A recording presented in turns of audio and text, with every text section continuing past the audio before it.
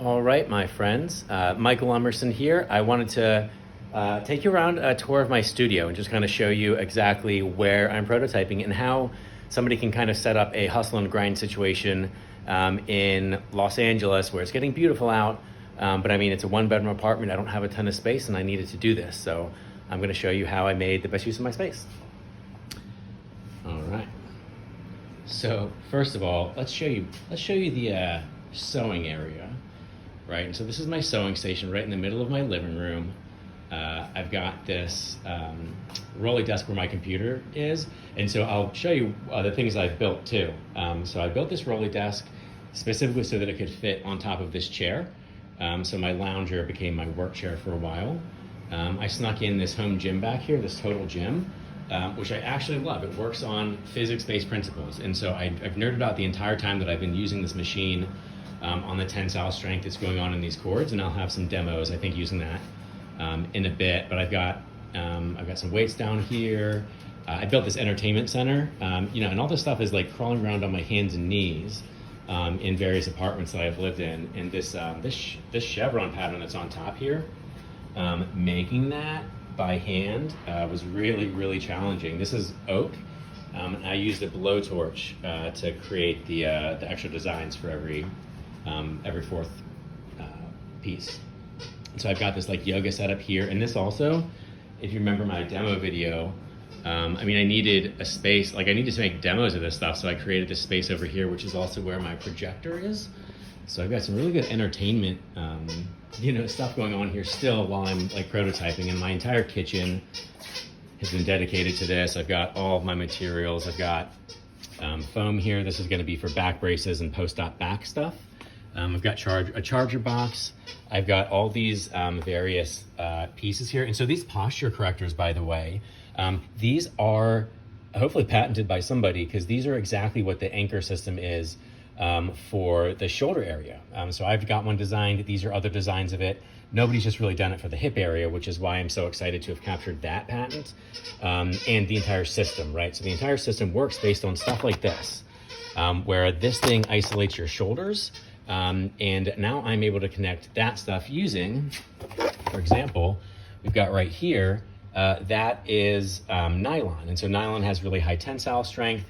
Even this Velcro here, really it doesn't have much elasticity to it. I've got all these springs that I'm going to be using. These are silicone. I've got a box for glues and sticky stuff. So I'm going to be testing all these glues on the materials that I've got. And some of them are meant to be more like meant for fabric, and some of them are meant for just being sticky in general. And I've got nano tape. I've got a box of elastics in here. I've got a box of high tensile strength materials here. This is chiffon. This is chiffon. This is hemp down here. I've got a heating station here, right? And so I'm going to end up wanting to put some patchwork on here for my friends, maybe some different things. And so we've got the heating elements here and here. And this is also going to be for more serious heating when it comes to some of the metals and stuff. So I ordered a bunch of stuff on Amazon, and all the materials that it came with, I was like, well, I can use this. Like, this can be used as part of a back brace that I'm going to make. So I preserved all the materials, and even these bubble wrappy things, I'm saving that stuff because that could potentially be used in all this stuff. And here's my bedroom. So I mentioned in my other video that I've got my bed raised up about 6 feet. It's less than 6 feet. It's probably, like 4.5-ish feet. But it's real. I love this thing. And so the reason that I made this was because my dog and I didn't have any carpet space in that apartment area that you just saw. And so I wanted to make sure that we had some floor space that we could use to play around with. And the only way that I could see to do that was to raise my entire bed up and create this platform thing. And so here, I'll show you underneath. That's where my dog gets up. But down here, it's just all these slats, and it's this awesome little fort area. That's like a little tunnel that he runs through. And it's just a memory foam mattress that I might order another one and cut apart and use in these devices. But he's got this little tunnel to run through. And I've got a reading nook over here. And then he's got his little staircase system that I made for him back here to get up. So he just goes up there, goes up this step, and ends up there. So we can just zoom through. So he goes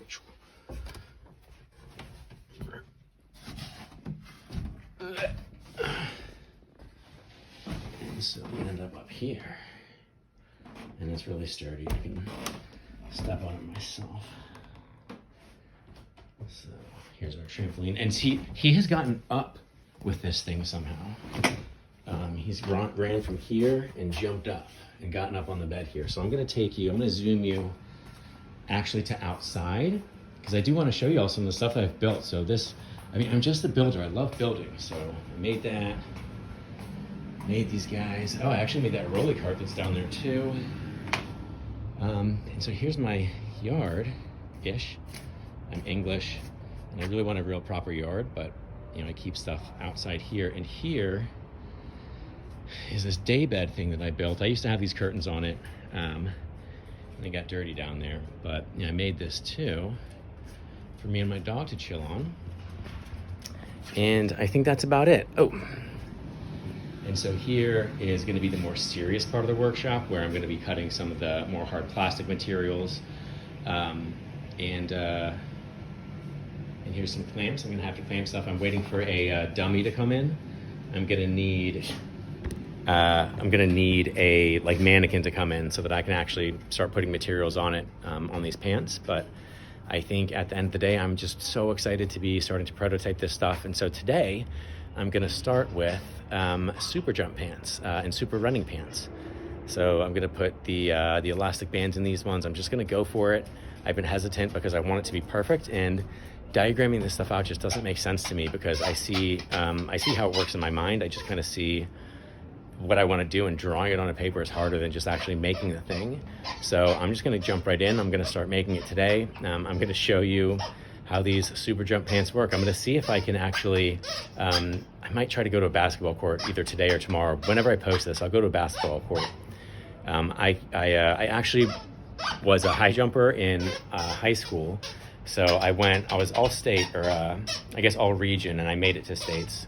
I jumped 6'2" as my PR. So I'm 5'11". I jumped 3 inches over my own head, and I didn't even have, my form is amazing. My vertical isn't that great. So I can, even though I was, almost all state in high jump, I can barely grab the rim. So what I can do is I can jump up, I can grab the rim, and I can catch it this much with my fingertips, and I can jump and grab and hang on to it. But knowing how many times I've done that, I'm gonna be able to tell whether I can jump a bit higher. And if I get if anywhere close to my palm ends up hitting that rim, then this is definitely working, and it'll give me, anywhere close to my palm is at least an inch or two to my vertical that this is gonna add on, which would just be so cool, because I'm making this in my living room, and with proper materials and in a real lab, I'd be able to make it a lot better. But I'm just so excited to start building. So here we go.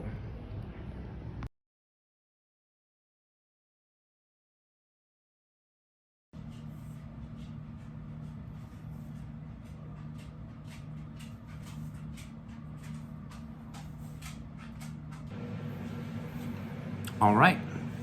So now that we have gotten the facial hair sorted out, I'm ready. So this is where I think my experience is going to come into play. And my experience being the 20 years that I've spent, more than that, more than 20 years that I've spent building stuff just on my own.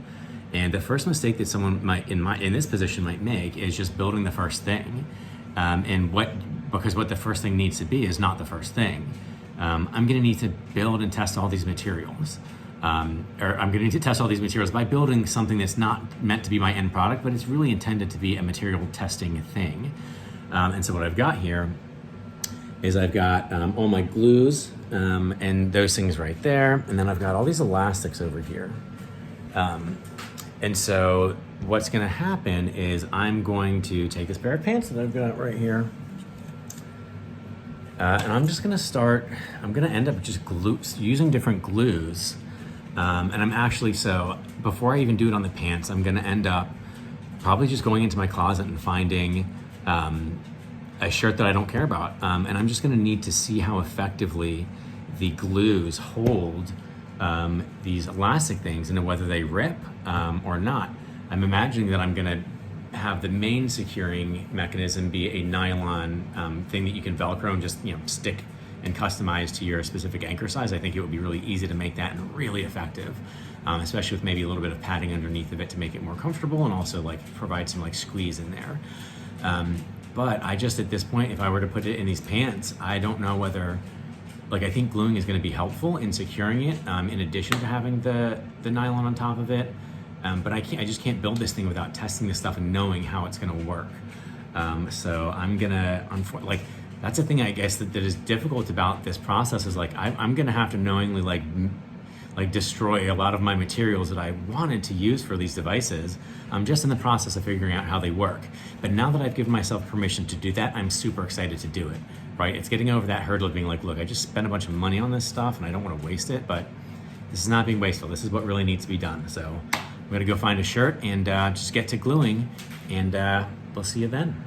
All right, so had to make the executive decision. This is gonna break my heart a little bit, but I mean, for this to work, I really needed to test it on good materials. So I took one of my own Under Armour shirts from my closet that I just wear the least, because this one, the collar for some reason gets like out of shape for some reason. I don't know. So I'm using that one, even though I really like all my Under Armour shirts. And I'm using this, I guess this is an Old Navy shirt. I like this one too. It's a camo. I love wearing camo. But I need to test it on materials that really work, and these are going to actually be able to be used later for me to be able to test it because they fit really well too. So it only makes sense for me to make the best use of my resources by tapping into my own closet for these. And the way that it's going to save me, effort and just headache in the end is you've got all these different types of materials, and if I use a piece that's like 6 inches or 10 inches, and then it ends up not being, not working, I'm going to have to cut that. And then I'm gonna have to, keep losing pieces. So what I can do is I can just start testing really small pieces and or test long pieces and just expect for them to be cut at certain places, and then just know exactly what I'm gonna be left over with afterwards. So what's gonna happen is I'm just gonna have glue and an elastic attached to these shirts in all different places with weights on top of it. Usually when you glue things, you wanna have some compression in there. Gorilla Glue specifically for wood, love it. I've messed with it, so I put it on glue without smushing it together and it bubbles up. And so what happens when you clamp it is Gorilla Glue just like seeps in through all the like fibers of the wood and just bubbles out into it and just becomes really super hard. And it's like if you smash that stuff apart, like the wood's just gonna splinter around the glue and the glue's not gonna come apart. So it's like, physics is just so cool. But I'm gonna basically have a bunch of glues sitting on this elastic stuff and on these shirts, and I'm gonna have to like clamp it down with these clamps I got over here. I'm gonna be tugging on it. I'm gonna have to be using, I might even use the workout bench to somehow create a specific, that's actually probably gonna work really well. I'm gonna be able to stick them, I'm gonna be able to secure them via clamps to my workout machine. I'm gonna pull on it and I'm gonna be able to see at what distance they break. I think that's actually gonna work, oh my God. I figured I would come up with a way to kind of make an unbiased measurement system. So I think that'll do it. And I'm just going to be seeing how these things rip. I'm going to be basically seeing how these things rip and break. I'm going to be seeing how much tension and pressure these things can withstand with the materials I use so that I can make them as strong as possible without breaking on you with these prototypes. So here we go.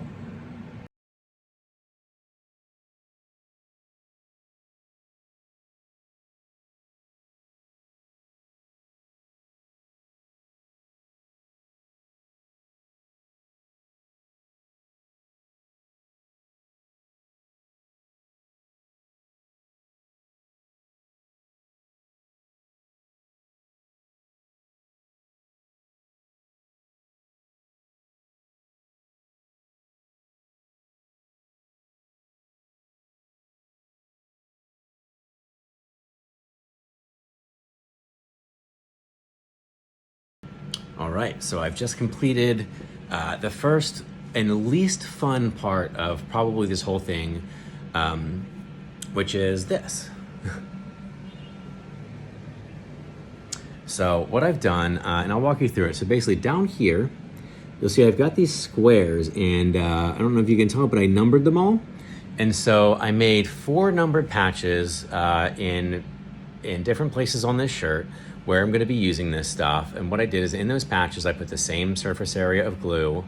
and the same amount of material, and just different materials, and I've clamped them all down. So I've got Velcro, I've got a really thin elastic band and a thick elastic band, and so I've got them all using these clamps. I've got all those basically, and again, physics nerd, all those, the clamps and having that stuff clamped between the wood, I can basically move around the shirt because the system is isolated by the clamping of the wood in there. So it's the obvious physics behind like why glues work, is because the glues want to disperse themselves into those fabrics, and you want to minimize the amount of distance between the things that you're trying to stick together during that process. So to me, this is a cool physics experiment. It looks like a t-shirt that's all jacked up, and I'm unfortunately never going to be able to wear it again. But this is going to give me a really good understanding of, while I'm prototyping these things, what I should be using in certain situations and how much I can rely on glue. And the next thing I'm going to have to do, well, when I'm building it, I'm not going to have to do this anymore. I'm going to be able to use whatever the best glue is per situation.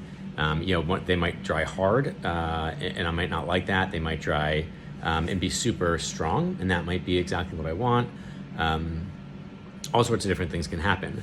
And what I left down here, I wanted to leave 4 exposed to the air because some of them might be used as, like, I'm probably going to be using Velcro for almost all the friction-based stuff. Not sure if everybody realizes that, technically Velcro is based off of friction. It just creates a bunch of surface areas to intermingle with each other, and that's what Velcro is. It's a bunch of surface areas making it so that there's a lot of friction. And so I'm probably going to use that the most. And I've got Velcro, like I said, as one of the materials that I'm gluing to the shirt. And I'm letting some of the glue expose to the air so that I can see how textured it feels. I'm going to rub it against my skin, see if it feels like it's sticking there, so maybe I can consider using it on the underside of shirts. I'm going to make sure that the ingredients, it's safe to do that, but from what I can tell, all of them are. All of them should be able to go through the washing machine. And so I'm basically going to end up like tugging on these things. When it's all done, I'm going to yank on this stuff. I'm going to see what comes off, what doesn't come off. And hopefully if all of them just work pretty well, the next thing I'm going to do is I'm going to be able to secure them firmly with nylon and other things. So this glue really is meant just to be a supplementary hold to minimize the energy loss, right? And so if I had them secured with nylon or something, there would be, a tiny bit of movement, whether it would be on like even like an atomic scale or like a molecular scale or probably bigger than that, but like on a microscopic scale, it might just move a bit. And I want to minimize that. That's exactly what I want to do. I want to mathematically make this the perfect device. And so I'm excited to see how this works out.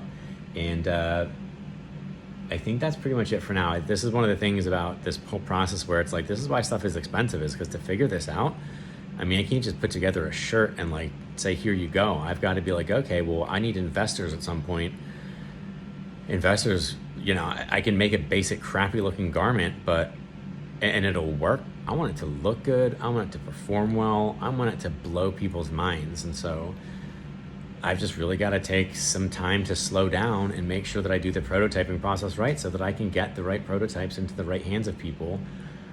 And, glue this stuff, like it's like 12 hours, right? So like I'm like, go.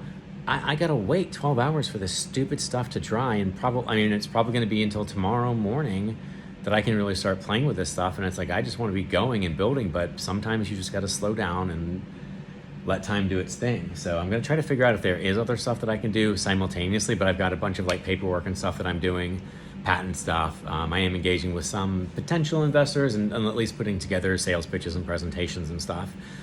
So there's plenty to do. I just really am excited to get this stuff going, and I guess learning experience. I love to share learning experiences. So right away, I mentioned that I kept all the Amazon shipping parts. Well, check it out. So those little plastic things that a bunch of stuff were in are the perfect material to stick between the layers of the shirt. Because what I noticed as I was doing this is the glue, of course, was going from the top layer to the bottom layer. I didn't know how much to put on. Like, do I soak it? Do I like just stick it on the top? And so that's all the stuff that I'm messing with, and I realized like, oh crap, like this is going through the bottom of the shirt. So I began by putting pieces of paper as a quick fix. You probably saw me grabbing my notebook and just ripping it. Paper is also just a material that you can use to get in between glue. Stuff that, I've used that on my hardwood floors. paper towels all the time to protect my hardwood floors when I'm building these wood things. So those plastic things are far better than paper because they're gonna be, I mean, the word isn't hydrophobic here because these materials aren't like water, but they're whatever, they're gonna be phobic. They're not gonna allow this liquid, the glue, to set on it very easily, right? This is not sticky material. No, not really much to cling on to for the glue. So already I've gotten use out of that, just saving the scraps from the Amazon stuff. So stay tuned. All right, well, day one prototyping seems to be done and over with. So I don't have any updates since the video that I made about this shirt thing that I've got clamped over here. And I just kind of realized that since I've got to wait for it, there's not going to be anything else to, I think, really video today, unless I send cute pictures of my dog somewhere. But I want to just kind of, I guess, put a closing to these videos and maybe kind of get some sort of consistency going. This is the first time that I've created any sort of YouTube channel or any sort of YouTube content. So, well, the first that I'm going to dedicate this much effort into. So yeah, I think just in closing for today, I mean, it was a great first day. I'm really happy about the fact that I was able to slow down and in the middle of, really wanting to make this stuff. I'm happy that this stupid thing has been made over here and that I'm gonna know what I didn't know when I woke up this morning, which is, how much can I rely on glue? And one of the things that I didn't mention in the videos is, of course, I mean, I've got this sewing machine here. I'm gonna be probably doing a combination of things like gluing and sewing and all these things, because at the end of the day, these systems, I mean, I can make the basic models like with glue, right? But I'm going to be pushing these materials that are very powerful with some strong material. Like, I'm going to be making some really powerful stuff at some point. I can do that in my living room if I, with the right patience and with the right due diligence, I can do that safely here with the materials that I've got. I've just got to make sure that I know the basics of it first. Like, how does the glue work? What happens when I stitch something and there's no glue, right? So with these elastic bands, obviously you can't really stitch stuff through them because I feel like that'll rip and that'll tear them. So for those things, I'm going to need glue. But what happens if I glue it and then I stitch on top of it, right? Have you ever, I think one of the coolest physics things that I ever learned that still blows my mind, well, it doesn't blow my mind to this day, but for anyone who has kids out there, take a balloon, blow up the balloon, put a piece of tape on it, and then put a pin in it. And it's just the fact that, you can put a pin anywhere in that balloon and it's gonna pop, except that tape hugging the balloon. It's like the tape is hugging the balloon right there, and it's like, yo, I got you. And when you put a pin in it, it doesn't pop because it'll start like leaking out a little bit of air when the pin comes out, but the tape supports the rubber structure. It stops it from having this like critical tear point, whatever the scientific term for it is. It reaches a threshold and like the tensile strength or the tear strength of the material breaks. And I guess in a balloon, just because there's so much pressure being exerted on the thing, it does its thing and it pops. But yeah, so just working with physics and stuff obviously is something that I nerd out on. But I am learning stuff as I go, and it's really exciting that I'm going to be able to actually, start using my knowledge of the stuff, build it up, and really see what some of these materials do. And again, like I was so surprised when I was looking this up, like things like hemp and like nylon. It's like some of these cheapy materials are really, really, really powerful, just physics things. And Velcro is a really powerful physics thing, and like the hooks making the surface area, like it's all part of the friction from physics. So it's just, these are all just ways that physics works around us. And so yeah, day one really successful. I held back, and I'm looking forward to hopefully being able to tug on this stuff tomorrow. I didn't get to make the jumpy pants, but I will be able to look up where a basketball court is and figure out where I can jump with them. So I've got a lot to look forward to, and I'm thinking I'll probably do one video per day as I'm prototyping for the next couple weeks at least. And even if it's just hey, I'm taking it easy today because, mental health is important, then that's what I'm gonna do. So I'm gonna be doing a lot of meditating and yoga and building and sharing videos and knowledge and all sorts of things. And also this guy, I love him. All right.